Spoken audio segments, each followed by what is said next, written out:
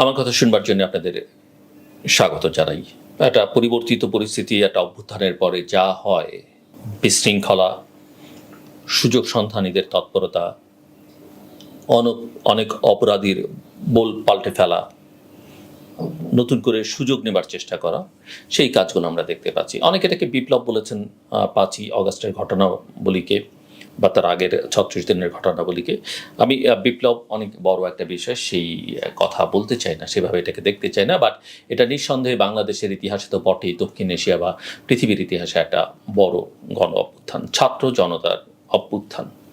এটা শুধুমাত্র ছাত্রদের অভ্যুত্থান বললে অন্যায্য হবে, কারণ এই আন্দোলনে যারা গ্রেপ্তার হয়েছেন, এই আন্দোলনে যারা মারা গেছেন, আহত হয়েছেন, আমরা যদি তাদের হিস্ট্রি দেখি, তাদের পরিচয় দেখি, তাহলে এটা বোঝা যাবে এটা ছাত্র জনতার একটা অভ্যুত্থান। নিঃসন্দেহে এই আন্দোলনে ছাত্ররা অগ্রণী ভূমিকা পালন করেছে। বৈষম্য বিরোধী ছাত্র আন্দোলন তারা নেতৃত্ব দিয়েছে এবং খুব স্মার্টলি তারা কাজটা করেছে। তারা সাধুবাদ, দে আর আওয়ার হিরোজ, তাদেরকে আমাদের স্যালুট। বাট বিপ্লব, অভ্যুত্থান, মুক্তিযুদ্ধ, স্বাধীনতা, এর মধ্যেই যদি আমরা দেশটাকে আটকে ফেলি তাহলে দেশটা এগোবে না। যে কারণে শেখ হাসিনা বা তার সরকারের ওই মুক্তিযুদ্ধের চেতনা ন্যারেটিভ আসলে বাংলাদেশকে অনেক দিক থেকেই পিছিয়ে দিয়েছে। তারা কিছু দৃশ্যমান উন্নয়ন করবার চেষ্টা করেছেন, কিন্তু আমরা জানি, আমরা এই কথা বহুবার বলেছি, এই মেগা উন্নয়ন মানে হচ্ছে মেগা দুর্নীতি। কিছু করাপ্ট দেশের সঙ্গে, অটোক্রেটিক দেশের সঙ্গে তারা মিলে এই কাজগুলো বাংলাদেশে করেছেন। বাংলাদেশে যে সংকট তৈরি হয়েছে, শেখ হাসিনা বা তার আওয়ামী লীগ সরকার বা তার মিত্রতা 14 দলীয় জোট বা মহাজোট, সেই সব দোষরা মিলে যে সংকট তৈরি করেছেন, এর পেছনে কিছু ব্যক্তি, কিছু প্রতিষ্ঠানের কিন্তু অত্যন্ত গুরুত্বপূর্ণ ভূমিকা আছে। আমরা সেটা মনে রাখি না। যে রাজনৈতিক দলগুলো, আওয়ামী লীগ তো বটেই, যে রাজনৈতিক দলগুলো গত 15-16 বছর তাকে সহযোগিতা করেছে, তাকে উস্কানি দিয়েছে, ব্যবহার করবার চেষ্টা করেছে নিজের স্বার্থে, সেই রাজনৈতিক দলগুলোকে আমরা এখনো কোথাও দেখি আলোচনার মধ্যে, বঙ্গভবনও দেখেছি। এদের সম্পর্কে সতর্ক থাকবার বিষয় আছে। এরা শুধু দেশের ভেতরেই নয়, এরা অনেক সময় দেশের বাইরের শক্তির ইন্ধনে ওঠে এবং বসে। একজন সাবেক বিচারপতির নাম না বললেই নয়, তত্ত্বাবধায়ক সরকার বিধান বাতিল করেছিলেন যিনি, বিচারপতি খায়রুল হক। প্রধান বিচারপতি হিসেবে তার দায়িত্ব শেষে তিনি ল কমিশনের চেয়ারম্যান হয়েছিলেন, যেটা হওয়া উচিত ছিল না। নানা রকমের সুযোগ সুবিধা নিয়েছেন তিনি। তার সেই রায়ের দুর্বলতা, 16 মাস পরে পূর্ণাঙ্গ রায় দেয়া, কথাবার্তার পরিবর্তন, অনেক কিছু। প্রয়াত নির্বাচন কমিশনার মাহবুব তালুকদার তার একটি বইতে তিনি বলছেন, যে বইয়ের নাম যেটা নির্বাচন কমিশনার দিনগুলো, বইতে অনেক কিছু মন্তব্য করেছেন তিনি, এবং সেখানে তিনি লিখছেন যে বাংলাদেশের অস্থিতিশীল রাজনীতির স্থপতি একজন অরাজনৈতিক ব্যক্তি, সাবেক প্রধান বিচারপতি ABM খায়রুল হক। আমি তাকে অরাজনৈতিক ব্যক্তি বললেও মূলত তিনি পর্দার অন্তরাল থেকে দলীয় রাজনীতির পক্ষে দাবার চাল দিয়েছেন। বিচারপতি খায়রুল হকের রায় তা অনুপস্থিত। জুডিশিয়ারিকে ব্যবহার করা একটা, আমাদের দেশে দীর্ঘদিন যাবতীয় বিচার বিভাগ নিয়ে নানা প্রশ্ন আছে, কিন্তু উচ্চ আদালত নিয়ে এতটা প্রশ্ন এর আগে কখনো ওঠেনি। হাইকোর্ট ডিভিশন, অ্যাপিলেট ডিভিশন, প্রধান বিচারপতি, কিন্তু এরা সেটা করেছেন। কাজেই এদেরকে দ্রুত বিচারের আওতায় আনা দরকার আমি মনে করি। অনেক নিয়োগ বাংলাদেশে এখন হচ্ছে, আমি মনে করি এই নিয়োগগুলো বুঝে শুনে দেওয়া হচ্ছে না। আমি বলছি না যে যাদের নিয়োগ দেওয়া হচ্ছে বিভিন্ন পদে তারা অযোগ্য, কিন্তু বিভিন্ন মহলের চাপে, বিভিন্ন রাজনৈতিক গোষ্ঠীর ইন্টারেস্টে এই নিয়োগগুলো হচ্ছে, সুবিবেচনা প্রসূত অনেক ক্ষেত্রে হচ্ছেও না। এটা এই সরকারকে এবং ছাত্রদের যে আকাঙ্ক্ষা, যে আকাঙ্ক্ষা ভবিষ্যতের জন্য, সেটাকে বিপর্যস্ত করে তুলতে পারে। খুব দ্রুততার সঙ্গে সবাইকে সরিয়ে ফেলতে হবে, আমি সেটাও সমীচীন মনে করি না। অবশ্যই একেবারে দাগি আসামি যেগুলো, সেগুলোকে চিহ্নিত করে সেগুলো দ্রুততার সঙ্গে সরিয়ে ফেলা উচিত, কিন্তু বাকিগুলো ধীরে ধীরে, না হলে সমাজের, রাষ্ট্রের, প্রশাসনে, আইন শৃঙ্খলা রক্ষাকারী বাহিনীতে একটা অস্থিরতা তৈরি হবে এবং সেটা সামাল দেওয়া সম্ভব হবে না। সোশ্যাল মিডিয়াতে নানান জনের বিরুদ্ধে নানান অভিযোগ আছে। গণমাধ্যম তো দেখলাম আমরা, যে এই গণমাধ্যম প্রায় 99% শেখ হাসিনা সরকারকে বেশ বেশ বলেছে গত 16 বছর, সুযোগ সুবিধা নিয়েছে এবং তাকে টিকিয়ে রাখতে সহযোগিতা করেছে সোল্ড বা পাপেট মিডিয়া হিসেবে, সেই গণমাধ্যম সম্পূর্ণ পাল্টে ফেলেছে। বিন্দু মাত্র লজ্জা তাদের নেই। আমি দেখিনি যে তাদের ব্যাপারে যথেষ্ট পরিমাণে সজাগ এবং সতর্ক সরকার, আন্দোলনকারী শক্তি আছে। এইসব পালা বদলে যেটা হয়, খুব সহজেই অনেকে বলেন যে আমি তো চাপে ছিলাম, সঙ্গে যারা ক্ষমতা আছেন তাদের কিছু ধরিয়েও দেন টেবিলের নিচ দিয়ে। আমি এই সরকারের কথা বলছি না, রাজনৈতিক যে কোনো সরকারের ক্ষেত্রে হয় এবং তারা জায়েজ করে নেন। কিন্তু একই সঙ্গে আমি এটাও বলবো 2007-8 মতো এখন যেটা হচ্ছে, আমাদের ব্যবসা বাণিজ্যকে যেন আমরা অস্থিতিশীল না করে তুলি। এই লুটপাট যারা করেছেন তারা বাইরে টাকা পাচার করেছেন, সেটা আমরা ইনভেস্টিগেট করি, টাকা ফেরত আনি। বাংলাদেশ ব্যাংকের গভর্নর ডক্টর আহসানিস মনসুর বলেছেন তাদেরকে শান্তিতে থাকতে দেওয়া হবে না, সে কথা ঠিক। কিন্তু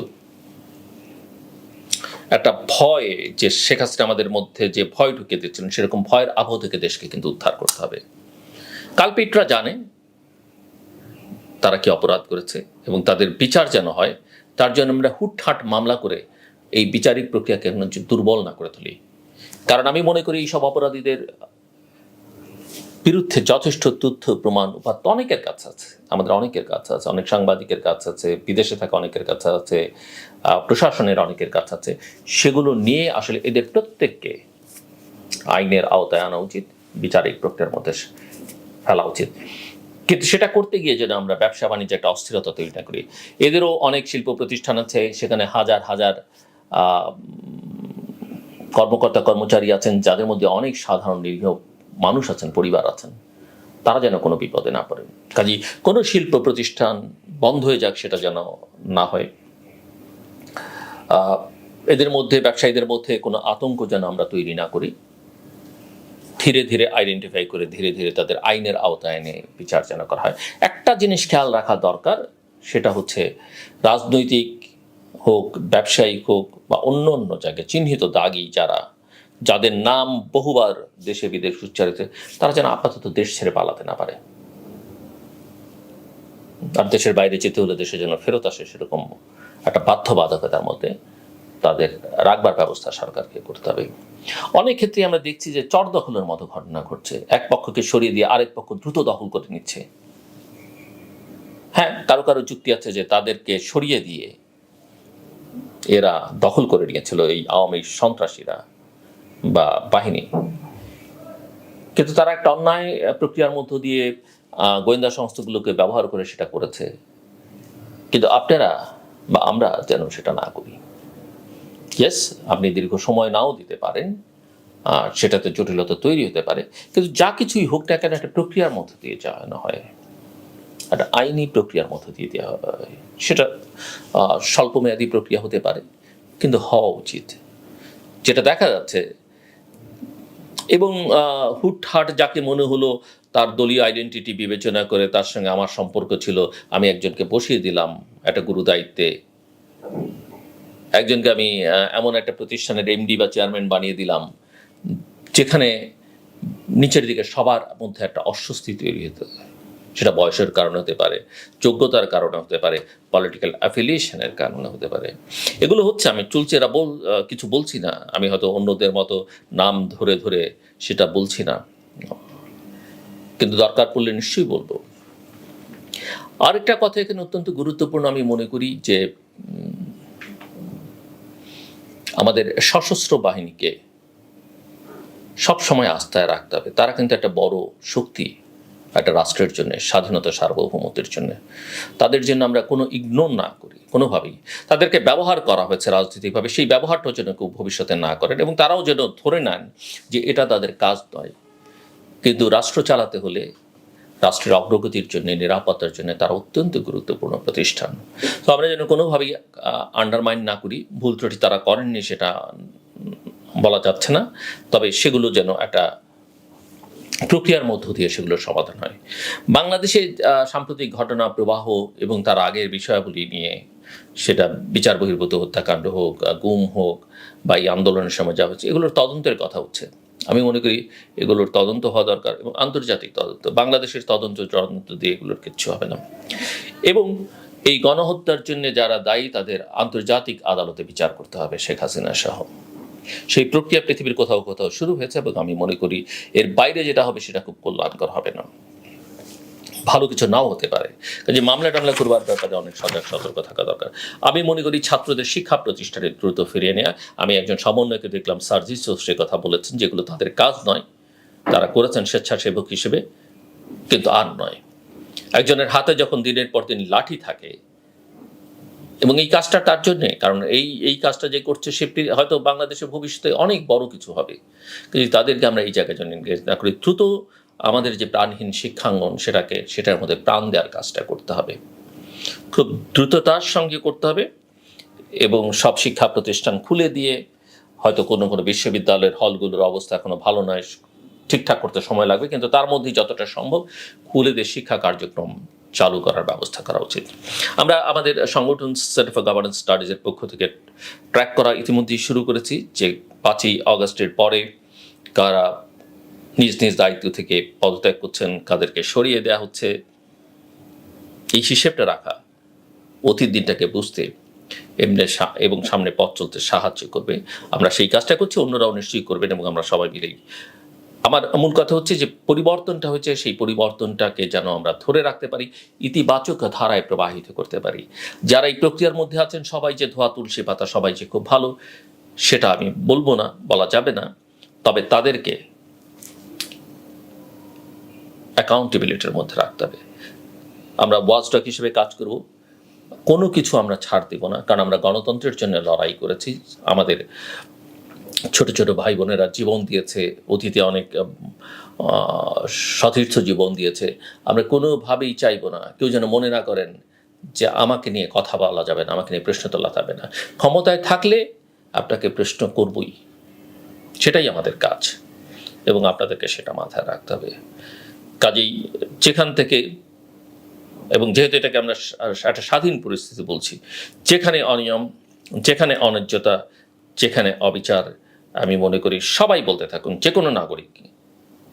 আমাদের হাতে তো এখন অনেক কথা বলবার জায়গা আছে, সামাজিক যোগাযোগ মাধ্যম আছে। আপনি লেখেন, 2 লাইন লেখেন, কে পাল্টে ফেলছে, কে অতীতে কি করেছে, এখন কি করছে, প্রত্যেককে, এমনকি আমার সম্পর্ক যদি থাকে, আমি বলবো সেগুলো বলা দরকার। কারণ আমরা বাংলাদেশ ঠিক করতে চাইলে আমাদের শুদ্ধতার কোনো বিকল্প নেই, সততা, জবাবদিহিতা, স্বচ্ছতা, আইনের শাসনের কোনো বিকল্প নেই। এবং এই বাংলাদেশ আমাদের সবার, এখানে কেউ মুসলিম, হিন্দু, বৌদ্ধ, খ্রিস্টান, নৃতাত্ত্বিক জনগোষ্ঠী হিসেবে পরিচিত হবে না। আমরা প্রত্যেকে বাংলাদেশের নাগরিক। যারা এখানে ভালনারেবল, যারা সংখ্যার মধ্যে আছেন, আমাদের বাকিদের প্রত্যেকের দায়িত্ব তাদেরকে নিরাপত্তা দেওয়া, তাদেরকে নির্ভয়ে এখানে থাকতে দেয়া। এবং বাইরের থেকে কেউ বলবে ওদেরকে নিরাপত্তা দিন, আমি তো মনে করি প্রফেসর মোহাম্মদ ইউনূসের নরেন্দ্র মোদীর সঙ্গে সংখ্যালঘুদের নিরাপত্তা বিষয়ে কোনো কথা বলাই উচিত হয়নি।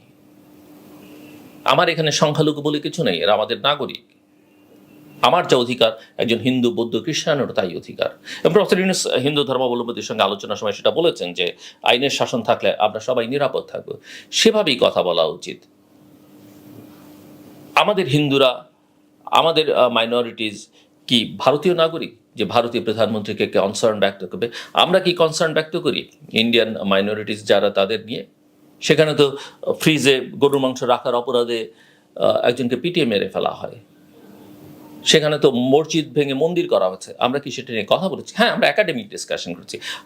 আমাদের যাদের যেই দাড়ি টুপি দেখলে অনেকের হৃদকম্পন শুরু হয়, তারা কি মাঠে নিয়ে এটা খুব বেশি হইচই করেছেন?